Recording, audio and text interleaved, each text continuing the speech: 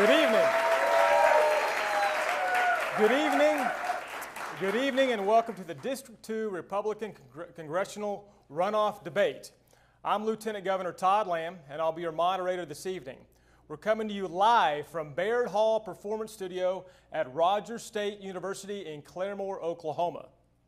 And tonight's forum is brought to you in part, by the Claremore Chamber of Commerce, Rogers State University, and the Claremore Daily Progress, RSU's Department of Communications, and RSU Public Television. The format is as follows. Earlier, a coin toss was held and determined the order of speaking. First, 60 seconds will be given to each candidate for opening statements.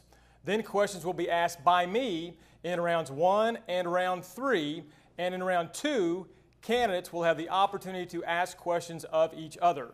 And for closing statements, each candidate will be given 60 seconds. There's no opportunity for rebuttal following closing statements, so candidates, please refrain from personal attacks or charges. All candidates will have equal time to respond and will not be allowed to interrupt one another. I will interrupt the candidates if I believe they are straying from the subject, and if necessary, the question will be restated. There will be a timekeeper who will use color-coded cards to alert the candidates of their time. Each candidate will adhere to the time allotted for each question. With that, let's begin. Our forum with introductions. George Faught and Becky, his wife of 29 years, have 3 grown children, all born and raised in Muskogee. George is a committed Christian and devoted family man and a lifelong resident of the 2nd District. George is the owner and operator of a carpet cleaning business in eastern Oklahoma for the past 24 years. In 2006, George was elected to the Oklahoma House of Representatives. Mark Wayne Mullin is an eastern Oklahoma native, businessman, rancher, family man, and youth leader in his church. He was raised in the Adair County community of Westville. A graduate of Stillwell High School, Mark Wayne and his wife Christy own Mullin Farms, Mullin Properties, and Mullin Services. Mark Wayne has been married to Christy, his high school sweetheart, for 14 years, and they have 3 children. Winner of the coin toss was Mark Wayne Mullin, and he chose for George Faught to go first, and he will have 60 seconds. Now we go to questions for the candidates. After the candidate answers the initial question, his opponent will have a chance to comment. Then he will have a chance to give the last word. The first question goes to George Faught. But before we do that, we will go to opening statements. Well, first of all, I want to thank the folks here at RSU and Governor Lamb for coming and allowing this to happen. We thank you for all the sponsors. You know, our country is facing some serious issues that deserve to be talked about. They deserve to have some answers. And I think that I'm well positioned for that. I've lived in this district for 49 of my 50 years. I have a family here, married almost 30 years to my wife, 3 grown kids. I've had a successful carpet cleaning business. I also have the legislative experience of 6 years at the State House. And I think the citizens of the 2nd District deserve to have someone who is proven, someone who is conservative, and someone that they can trust to be their next congressman in Washington, D.C., and I hope to be able to be that. And now, for opening statement, we go to Mark Wayne Mullin. Well, thank you, everybody. Thank you, Lieutenant Governor, or Acting Governor, I guess I should say. I just want to tell my wife thank you for giving me the opportunity to spend the last year on the campaign. Of course, the sacrifice that my 3 kids made, Jim, Andrew, and Lara, they're not able to be with us because my boys are at wrestling camp. But, you know, I got in this race a year ago because I was fed up. I was fed up with the regulations that the government continues to throw down on our companies, why they're trying to tell us that they're getting this economy back on track. I got fed up with the way that they're constantly telling me to run our business. And, you know, at the end of the day, I thought, if we're really going to make a change, then we got to send a different type of people up there. And so Christy and I entered the race, and we started traveling across the district. We started talking to people, and people were relating to what we're saying, and then we started hearing their stories. And sometimes when I would get tired, other people would share a story and just put more resolve, and it put more desire in me to keep on going. And so I look forward to the opportunity to sit here in front of you and earn your vote today. Thank you. If I could ask the audience, please don't apply. We understand the rules before the onset. I might give friendly reminders throughout the evening. The first question goes to George Faught. I'm sure you both have had time to read the Supreme Court's ruling on the Affordable Health Care Act. Will you work with your colleagues in Congress to repeal the act? And if so, what is your plan to address the issues that the Affordable Health Care Act tried to address? Well, that's a great question, and actually I already have experience in the state level of pushing back against the federally mandated health care exchange. We defeated that in Oklahoma.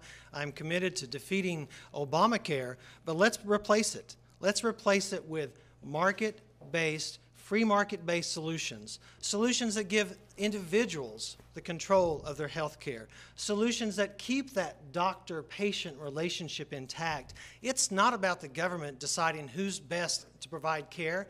It's about us as Americans. We deserve to have solutions and choices, insurance across state lines, high deductible plans. There's a whole host of things that we can do so that the government doesn't force socialized medicine down our throat. You know, every time the government gets involved in something, they just mess it up worse. And for some reason, for them to get up there and say that they can fix our health care is just almost absurd. I mean, this bill alone is going to cost our company over $250,000 in new tax at a minimum. And for some reason, they think that's okay while they're trying to get this economy back on track. There's a whole host of solutions we can come up with, but the government isn't it.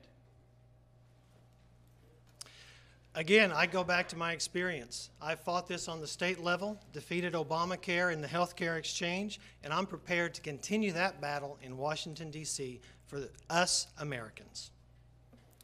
Thank you, Candace. The next question I will pose to Mark Wayne Mullin to go first.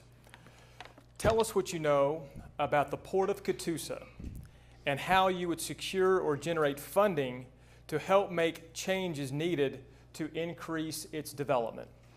You know, Port of Catoosa is a strong backbone of Oklahoma to be able to get goods in and out. But we're hindered for the simple fact that we're fighting regulatory agencies about the depth of the channel to be able to bring in goods that we'd be able to ship back out. We're constantly fighting against the government as they're trying to tell us they're trying to get the economy back on track. We're constantly fighting them one step at a time. In order to get the Port of Catoosa to its full capacity, to be able to run the way it should, we need to dredge it, we need to get it 4 feet deeper, and we need to be able to fight against regulations that's constantly telling us that we can't do it. I mean, we're fighting against the EPA, we're fighting against the government that we're saying, hey, we're wanting to bring in infrastructure into the United States. We want to quit shipping everything out to other countries. But at the same time, when we try to do something about it, they say, whoa, no, you can't do that. We got to protect some fish that's in there that we got to make sure we don't harm. Well, the great thing about that, in order to get to the Port of Catoosa, you've got to go past the Port of Muskogee. So that's been important for us. The dredging of the harbor from 9 to 12 feet is imperative to allow those barges to come. I'm on record sending resolutions to Washington, D.C. to dredge the channel deeper. You know, it comes to really common sense at the end of the day. Do we really want to do something about it, or do we want to just sit there and talk about it? I wonder if this channel could have been built today. The answer would be no. How are we going to be able to expand our infrastructure if we can't even add to the depth of the channel that's already there? This next question will begin with George Faught. What should be done to address illegal immigration, and do you support comprehensive reform? Well, what we need to do is, first of all, have an immigration policy. I was one of 5 original authors of the omnibus House Bill 1804. In fact, my portion of the bill was to make sure employers verified their employees through E-Verify that they weren't hiring illegals. Oklahoma had to react because the federal government has no policy in place. So we've got to, first of all, secure the borders and allow these states to enforce the laws that are there. I've been on record, and I've been fighting this fight in Oklahoma, that we need to make sure that we don't cheapen what it means to be an American. And let's don't cheapen what citizenship is. Citizenship is a privilege. It's not something you can gain by just being here. Amnesty obviously is not the issue, or not a solution. There's no way we can even sit there and talk about it as long as we're talking about amnesty. We have to secure the border, and we have to fix the problem. For those that want to come over here and abide by our rules, let's fix the problem. Let's allow that paperwork process to happen. I mean, how in the world are we going to get the people that want to become legal over here legally if we can dig a tunnel faster than they can get here? Again, it just goes back to enforcing the law. I've been on record helping Oklahoma enforce the law, and let's continue to put in policies that make sense, policies that protect Americans and American jobs. For our last question of round one, we'll begin with Mark Wayne Mullin. If you agree that government spending is out of control, what specific departments, agencies, and or programs of the federal budget will you fight to cut? Department of Energy is a joke. They sit around and they continue telling us that they're trying to limit our dependency on foreign oil, but that's been around since '78 and our dependency's just grown. Department of Education, we know how to educate our children a lot better than Washington does, but we keep spending money with them over and over and again. We keep funding these regulatory agencies that they don't do anything except cost us more here on a local level. When you start talking about the EPA, how much damage is the EPA constantly doing to us? These regulatory agencies that are out of control, we need to rein them in by quit funding these agencies. Well, I think there's several things we can do to cut. I mean, obviously, the EPA needs to be severely restricted in their influence that they have in our lives.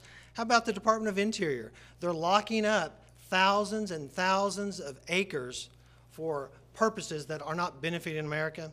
And I'm all for bringing education back to Oklahoma, and let's let Oklahomans decide where the education choices ought to be made. We've got to look at our back door, too. Before you can really get serious about looking or getting out of debt, we've got to start looking at what Congress themselves spend, how much we spend on our own salaries, how much we spend in our staff, what's our spending budget. Let's really get serious, start making cuts in our back door, and then start looking at regulatory agencies and make cuts there, too. And that's the end of round one. Now to a special candidate-initiated round. We begin with candidate George Faught posing a question to Mark Wayne Mullin. Then each will have the opportunity to comment. Mr. Mullin, what would be the first two bills that you would introduce into Congress? I wouldn't. I'd be looking to cut the bills. There's so many bills already out there that no one can even interpret them to begin with. How about we start reining in the government that's got too large?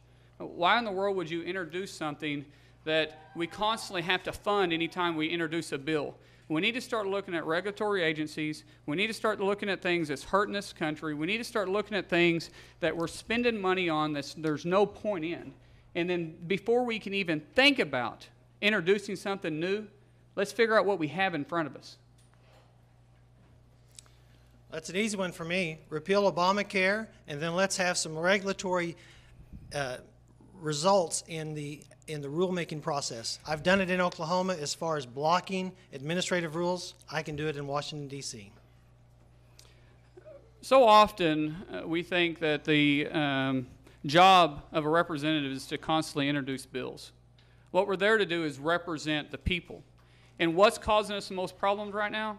It's our government. That's what's causing us problems. We need to rein them in and stop introducing things and bring the government back to what it was meant to be. Thank you, gentlemen. Now, candidate Mark Wayne Mullin will pose a question to candidate Faught. George, Ronald Reagan said that the 11th commandment should be never say something negative about a fellow Republican. And I would challenge you, George, to start running a positive campaign, and I would like to ask you to sign a pledge. Well, first of all, I think the people of the 2nd District deserve to have answers. And I think that someone's words actually mean something. So it's for the individuals to answer for what they've said, and it's for the individuals and the people of the 2nd District to know the candidates. We need to make sure that we have all the evidence in front of us when we make a decision over where people stand and what they stand for. And that's what elections are all about. It's not a popularity contest. It's who's best qualified to be the next congressman. You know, what it says is that you're willing to play politics as usual.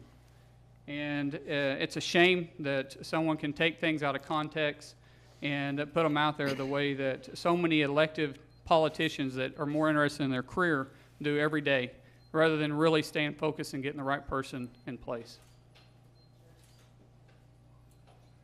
It's to you to summarize and close. I'm sorry. Well, like I said, I think someone's own words mean something. It's not for me to answer for what someone else has said. It's for them to answer and clarify what they mean when they say something in a public arena. This is running for Congress. It is now turn for candidate Faught to pose a question to candidate Mullin. Mr. Mullin, in 2009, your business was raided by the ATF, and there was a convicted felon there. Were you on record say that you gave weapons to him? What is the situation of that investigation? You know, this is more example of politics as usual. You know, obviously, I'm probably the very first employer that ever had an employee not be honest with him. I mean, that's absurd. There's no way I would do something on purpose for something that would hinder our company. 99.9% of our employees are great employees, but I had one that made a really bad decision, and George, you know it. And you're completely taking something out of context, and you choose to lie about something rather than be honest and truthful, because it just shows that you're willing to do whatever it takes to get this next pay raise that you're looking for. Hey, if I could, audience, please, no outbursts and no comments. Well, first of all, I think it's important that we know the truth. Police records and our documents that can be easily found. Go to mullinsfacts.com. Look it up yourself. It's a public record. Well, I hope then you, George, laid out the whole report, because evidently either one, you don't understand the police report, or two, you don't understand how to read one, or you choose to take something out of context. You know, I'm not willing to sit here and continue to play politics like this. Anybody can take shots at you. We're here to find the right person, elect the right person, and I'm showing you that I'm not that career politician. I just want to represent you. For the again, audience, please, we don't have to remove anybody from the room, but if you please remain quiet so that we can hear from the candidates and not from anybody in the audience. For the last series of questions in this round, we'll go to candidate Mullin, who poses a question to candidate Faught. You know, George, talking about taking things out of context, I mean, I guess I could sit here and continue to pick your votes apart too, but the truth is, I just want to know, you voted on many bills. What 2 votes would you change your vote on, and why? Well, over 6 years, I've probably had a lot of votes that I might have wished I had done something different. But you know, I'm willing to stand for my votes. I'm willing to stand for what I've believed in. I've got a conservative record.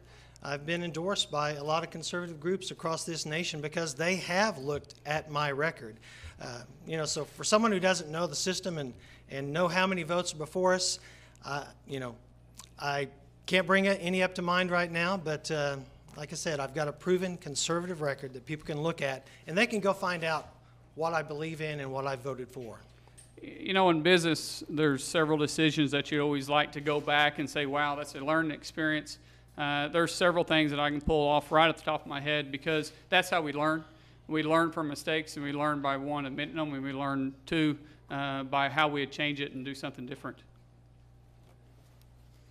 Once again, as a state legislator, it's easy for people to take pot shots at you because you've got a public record.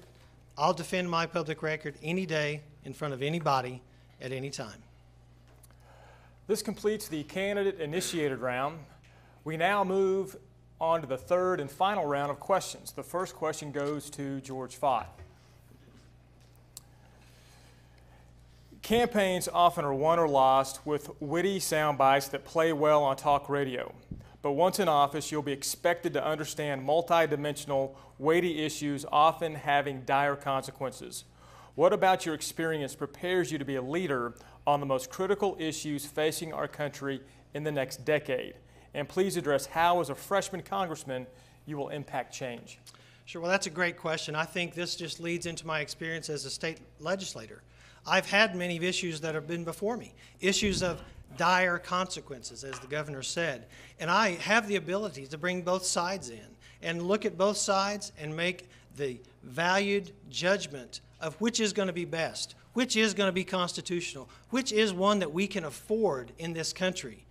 We've got to take a look at the serious nature of everything in front of us.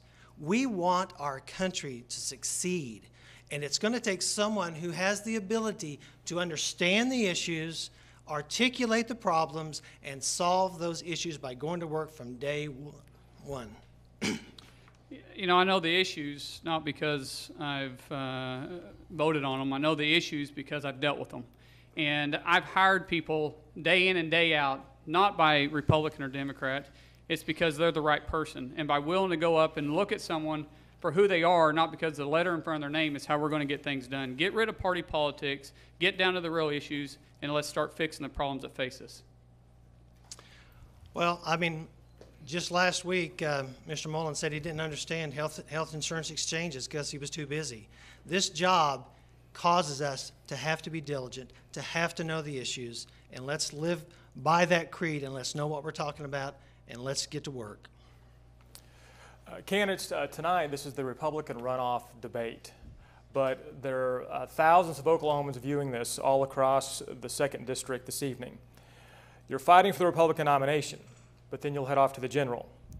How are you going to attract Democrat voters while maintaining your position on policies and issues? Question goes to me. Yes. Okay. You know, it really doesn't have to do with attracting the voters. Oklahoma always has a tendency to elect the right person.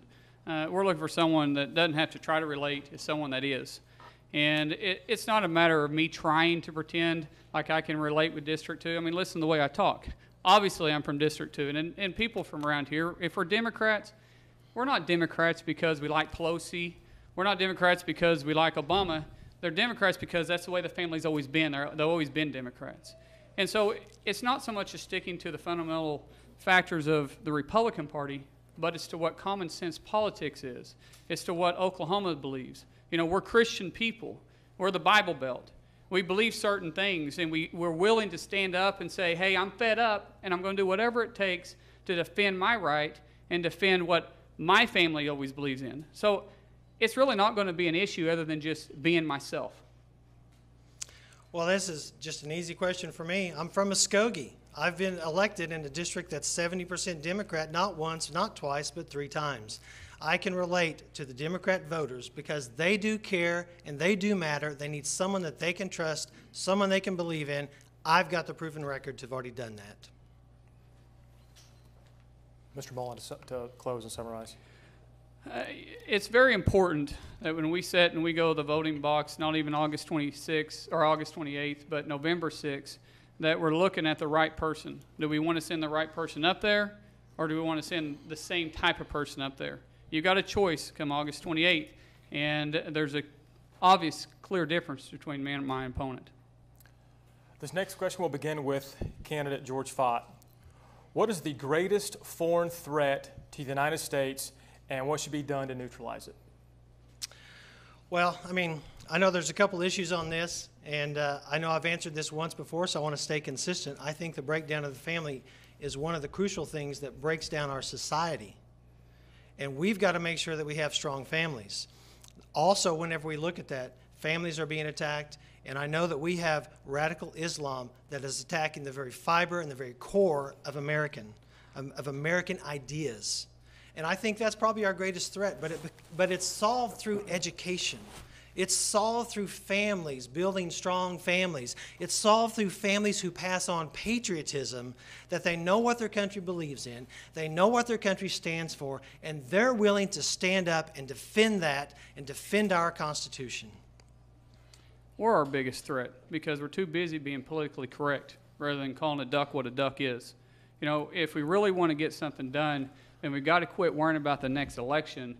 We've got to stand up and say, you know, this is right and this is wrong, and quit playing party politics, get it out of the way, and do what a representative is supposed to do. It's make tough decisions, but it's right for the future of America. Well, and I've done that. 6 years, I've been a representative of the people of my district, and I will be the same kind of consistent representative of the people of the 2nd District when you send me to Washington. Well, for this final question of this round, we'll begin with Mark Wayne Mullin. As you both are aware, as well as anyone, this is a big district. Currently, the current congressman has district offices in Muskogee, Claremore, McAllister, and Durant. Will you keep the current locations or move to different towns and or cities? You know, it's going to be a decision that's going to be made once we win November 6th, but the number one thing is that we don't do our job halfway. You know, I've never done anything halfway. It's either all in. And so when we start looking at where we're going to place offices, where are they best fit? Are we just wasting money because it sounds good to put one there? Or are we going to save money and put them in the right places? And my number one goal is to be the best representative that District 2 ever has. And that means I will not let one person outwork me. We're going to set a strong tone. We're going to set a strong pace. And there's two rules that my staff will have. One, no one's going to outwork us. And two, we're going to help as many people as we can. I think the importance of the next congressman is that they know the entire district. I've traveled it. I've built relationships up and down this district. It's as different from north as it is to south, and I think you take that into account. You look at where the needs are. You look at where it's going to be work out the easiest.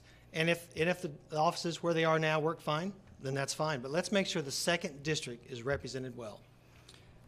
You know, obviously, we made quite a few relationships, too. I mean, we came up with 43% of the vote in the 6-way race, and so we traveled it well, too. We made a lot of relationships, and we're going to have the right people on staff to make sure District 2 is represented. Round 3 is in the books. Now to 1-minute closing statements. First, we go to George Faught. Well, I hope that you've figured out that tonight it's not about me. It's not about my business. It's not about how this affects me. It's about how it affects us as a district. I love the 2nd District. I'm connected. And we want our children to have a future that they can be proud of. We want our children to succeed. And it's going to take the next congressman to be fully vetted, to be fully qualified, and to be fully capable of starting work from day one. This is too important to get wrong. This is too important to get wrong. We have serious issues that need to be answered. You've got to send qualified, proven, trusted conservatives, and that's me, George Faught. If we're going to get serious about really getting this country back on track, then we've got to change the type of people we send. So often we've stereotyped our politicians. They got to look a certain way, they got to act a certain way, and we've seen that how it works, that we send someone that knows the system. But how about knowing our issues? Not because they've heard about it, it's because they've actually dealt with it. Because they've dealt with it in their own business. They've dealt with the EPA. They've dealt with the Department of Labor. They've dealt with unemployment. They've dealt with workers' comp. If we're really going to get serious about sending a different type of person up there, then we got to understand what a representative is. A representative is directly from us because they already know those issues.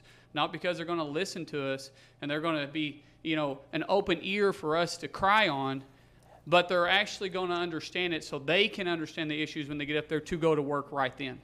I look forward to the opportunity of representing you. I look forward to the opportunity of the next 6 years of serving you. But we're not done yet. We need your votes August 28th. Thank you.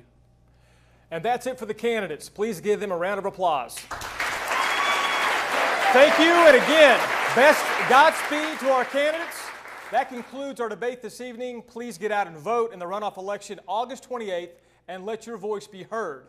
We would like to thank Claremore Chamber of Commerce, Rogers State University, the home of the Hillcats, the Claremore Daily Progress, RSU Public TV, RSU Department of Communications.